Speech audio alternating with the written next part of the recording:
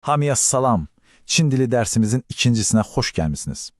Heç kiməsə yaxınlaşıb sən kimsən deyə soruşmaq ya da öz peşənizi Çin dilində necə deyəcəyinizi düşünmüsünüz? Bax, bugün məhz bu sadə, amma gündəlik həyatda çox vacib olan bacarıqları öyrənəcəyik. Hazırsınız? Elə isə başladıq. Gəlin birbaşa dərsimizin əsas sualı ilə başlayaq. Nişi şey, yəni sən kimsən?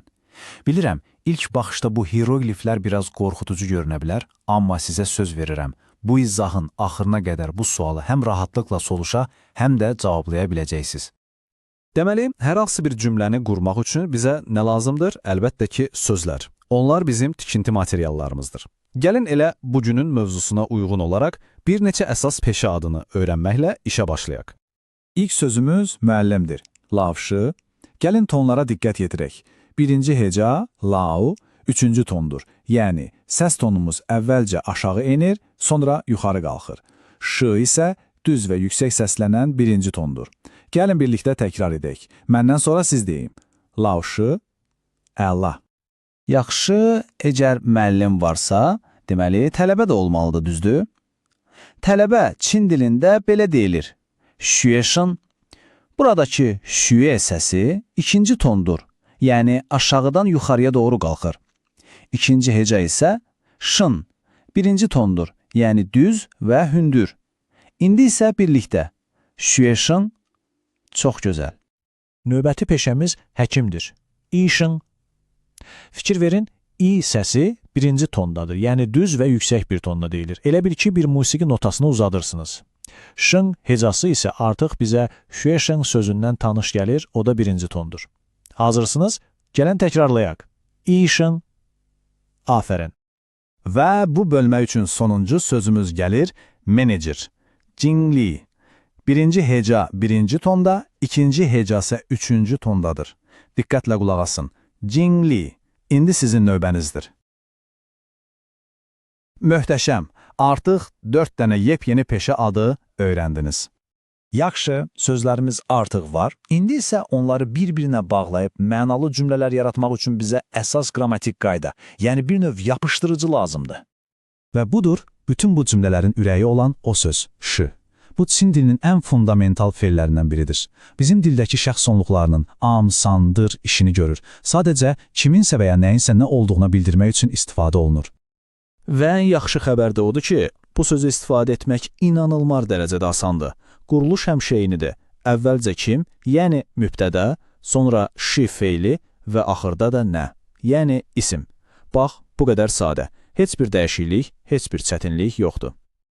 Baxın, qaydamız necə də gözəl işləyir. Mən tələbəyəm demək istəyirsinizsə, sadəcə deyirsiniz. Wo shi xueshang, yəni mən, olmaq, tələbə. Heç bir şəkilçi, heç bir hal dəyişikliyi yoxdur. Fantastik deyilmi? Yaxşı.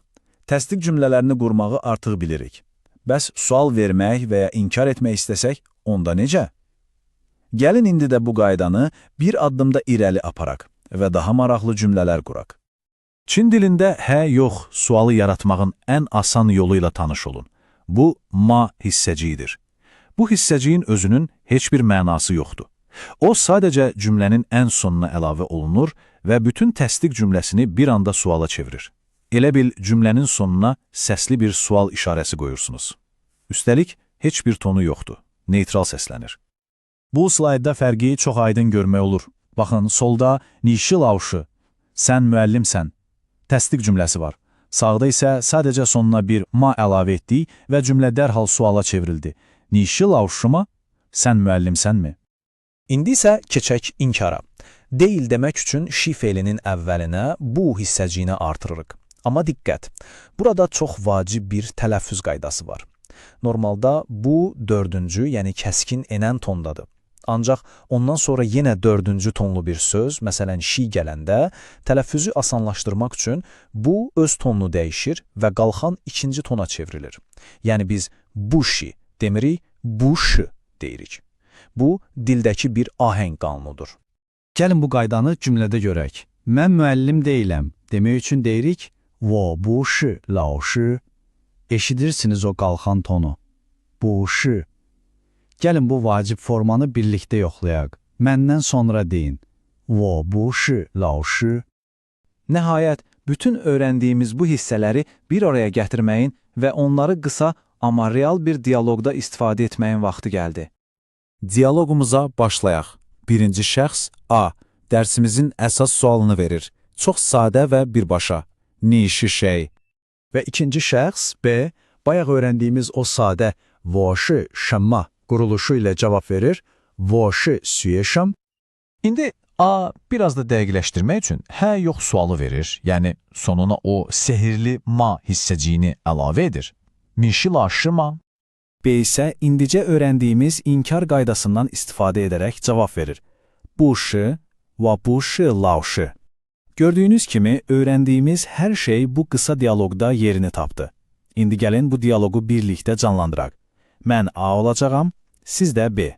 Hazırsınız? Başladıq. İndi isə mənim ən sevdiyim hissə. Gəlin bir neçə qısa sualla öyrəndiklərimizi nə dərəcədə mənimsədiyinizi yoxlayaq. Beləliklə, ilk sualımız, sən həkimsən cümləsini Çin dilinə necə tərcümə edərdiniz? Biraz düşünün, təsdiq cümləsini qurub sonuna nə əlavə etməliydik? Fikirləşmək üçün bir neçə saniyə vaxtınız var.